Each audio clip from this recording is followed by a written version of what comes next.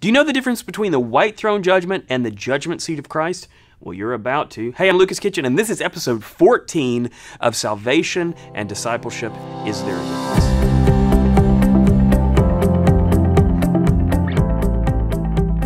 If you've got your study guide, which you can get at simplybelief.com/grow, you'll notice that under salvation we have the great white throne judgment, and under discipleship we have the judgment seat of Christ. So, let's take a look first at the white throne judgment to find out what it's all about. Starting in chapter 20, verse 10, it says, "The devil who deceived them was cast into the lake of fire and brimstone, where the beast and the false prophet are, and they will be tormented day and night forever and ever." So this is, you could say, the preamble to the white throne judgment. This sets the stakes. So we understand that at this point in history, Jesus has finally come to a place where he's going to begin to cast people into the lake of fire. With this understanding of how high these stakes are, the next section opens up. Let's take a look at that. "Then I saw a great white throne, and him who sat on it, from whose face the earth and the heavens fled away, and there was found no place for them. And I saw the dead, small and great, standing before God, and books were opened, and another book was opened, which is the book of life. And the dead were judged according to their works, by the things which were written in the books." Okay, I want to pause there. We're going to read on in a second, but we need to understand these two books. And it tells us what these two books are. One, it says that the books are open. That's plural. And then it tells us that people will be judged by what's written in those books, and what's written in those books is works. So we'll call those the books of works. What is currently being written in those books is all of the works that people have done throughout their entire lives. But then there's another book that's going to be opened at this judgment, and it is the book of life. So in the book of life, we know from other places, is written all people who have believed in Jesus, all people who are saved. Okay? So we have these two books, and both will be considered at this judgment. Now we find out who is going to appear at this judgment in this same section. John calls them the dead. In another place in the Gospel of John, he calls unbelievers the dead who will be resurrected for this event. So we know that these are unbelievers. These are people who were kept in what we might call sort of a holding tank that he calls Hades and death, and they're brought out, physically resurrected to stand judgment before this white throne. So this is a judgment of only unbelievers. We know that from the context. Now let's read on to find out what happens. "The sea gave up the dead who were in it, and death and Hades delivered up the dead who were in them. And they were judged, each one according to his works. Then death and Hades were cast into the lake of fire. This is the second death. And anyone not found written in the book of life was cast into the lake of fire." So these unbelievers come out of these holding tanks for the dead, and they stand judgment. And then it says that actually two things happen. It says, number one, that they're judged by their works. And then number two, it says that the book of life is checked to see if they will go into the lake of fire. So what we find out here is that being judged by their works is different than determining their eternal destination. Their eternal destination is determined by whether or not their name is found in the book of life. So then what is the being judged by their works? Why are they judged by their works if their destination is set already based on the book of life? Well, we find out from a number of other places that people's eternal experience in hell is actually going to be different based on their works. In fact, Jesus said about a certain town, he said that their experience on Judgment Day is actually going to be more tolerable. So we find Jesus talking about hell in terms of tolerability. And you may not think of hell that way. Your vision of hell may come from popular books like Dante's Inferno or movies that you've seen like Little Nicky or something like that. But what Jesus says is that some people's experience in hell will be more tolerable than others. So hell is a place of at least some tolerability. Now, that doesn't mean that it's a good place, or it doesn't mean that it's a place that anybody wants to go, but it is in some ways at least tolerable, and for some groups more tolerable than others. So that means that when Jesus judges these unbelievers by their works, he's not determining their destination. That's determined by the book of life. At this point, he's determining what their experience is going to be like in hell. If they have mostly good works, but they never believed in him, their experience will be more tolerable, and vice versa. So, that's the white throne judgment. It's all about unbelievers, and the way to avoid the white throne judgment is by believing in Christ. In fact, in John 5:24, that's what Jesus tells us, that those who believe in him will be able to skip this judgment. Did you know, however, that there is another type of judgment that is only for believers?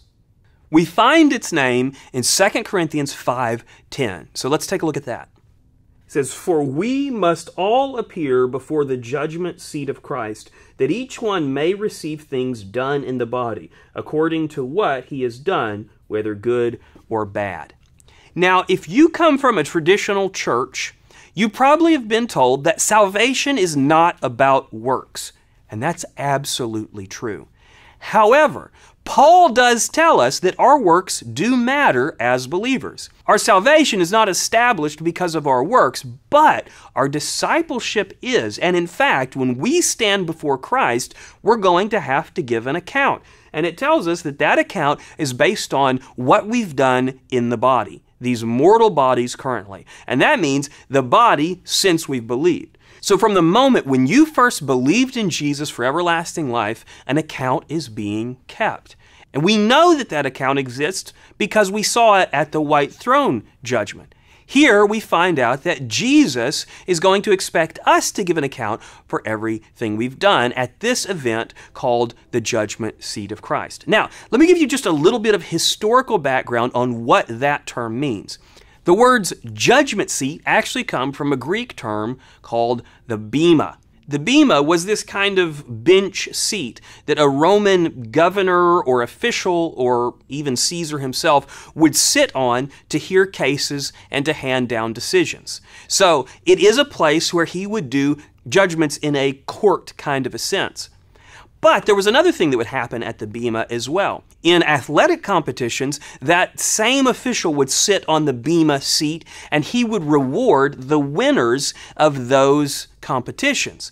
It might be a laurel or a wreath or something like that, but he would pass out rewards. So the bema, the judgment seat, is a place where both judgments and rewards are passed out. Now, this is tremendously different from the great white throne judgment. At the great white throne judgment, there were no rewards to be passed out. But at the judgment seat of Christ, both judgments and rewards will be passed out. There's another great description of the judgment seat of Christ that we find in chapter 3 of 1 Corinthians. So let's start in verse 11. Here's what it says. "For no other foundation can anyone lay than that which is laid, which is Jesus Christ." So this is really important. It calls Jesus Christ the foundation. If you're a believer, when you stand before Jesus, your foundation, your salvation foundation is Jesus Christ. There was this house in the neighborhood where I grew up that burned to the ground, but it had a concrete slab. That foundation remained for years and years. In fact, we would ride our bikes around on it. So no matter what happens at this judgment, the least you can walk away with is your salvation. That foundation, Jesus Christ, will not be burned up in this experience no matter what happens. So you have that foundation if you've believed in Jesus for everlasting life, and you can't lose it. But he's going to go on and tell us that we are supposed to build on top of that foundation. Let's see how he puts it.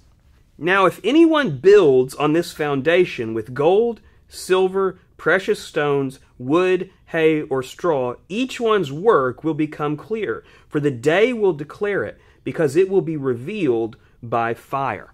So what he's saying here is that Jesus Christ is your foundation. That is your salvation that was given to you when you believed in Jesus for everlasting life. But then, from that moment on, you are a construction worker. So as a disciple, you either can build with good works or you can decide not to. And in fact, everything you do in your life is an act of building on this construction site. And so there are different building materials available. So good works are represented by gold, silver, and precious stones. But then bad works, or useless works, we might say, are represented by wood, hay, and straw. So from that moment when you first believe and you have that foundation, there's this hope and expectation that you will build with gold, silver, and precious stones. But if you waste your time and do no good works or very little good works, it's as if you're building with wood, hay, and straw. And then he says that it will be tested by fire. So it's sort of as if at this judgment, Jesus lights a match and throws it into your construction zone. If you've built this building with good works, gold, silver, and precious stone, then it's not going to burn up. But if you've built with wood, hay, and straw, you better step back because things are about to get hot. So let's read on and see what happens. Each one's work will become clear, for the day will declare it, because it will be revealed by fire. And the fire will test each one's work of what sort it is. If anyone's work which he has built on it endures, he will receive a reward. If anyone's work is burned, he will suffer loss, but he himself will be saved, yet so as through fire. So what it tells us is that when Jesus throws this match into this metaphorical building, the fire will sweep through. And whatever's left is what you will be rewarded for. So if you've built with lots of gold, silver, and precious stones, then you will receive lots of reward. If you've built with wood, hay, and straw, and he throws that match in and it's all burned up, you will receive no reward. Now, it's very important that we understand the difference between a gift and reward. Salvation is a gift. We don't work for it, we can't earn it, but a reward is like being paid for your construction work. A reward is like your paycheck. It's what you get when you do something and it comes as a result. Think about that Bema seat where the official passes out laurels or wreaths to an athlete who has earned a position of honor. So, the reward is what a believer gets for doing good works. Now, if you were like me and come from a traditional background, it was drilled into my head that salvation is not about good works. And so I got it in my mind that that means that we really don't have to worry about doing good works. But that's absolutely wrong. Our eternal reward is at stake if we don't do good works. And it's the judgment seat of Christ where all of that will be considered and looked at, and he will pass out rewards. It's important to see this last line here. It says, if anyone's work is burned, he will suffer loss, but he himself will be saved, yet so as through fire. So what that tells us is that there are believers out there who have everlasting life, but do absolutely nothing with it. They'll be saved, but it's as if everything they've done from the moment when they believed will be burned up. They'll enter heaven almost as if they're naked.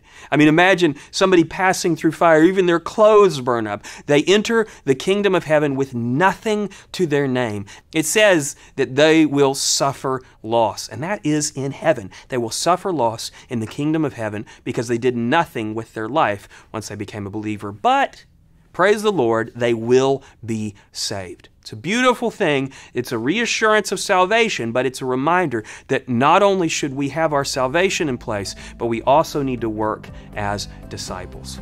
If you want to go deeper on this subject, I would highly recommend you get my book, Salvation and Discipleship, Is There a Difference? There is so much in this chapter that just can't fit in a short video like this. We also have a Bible study workbook and a study guide.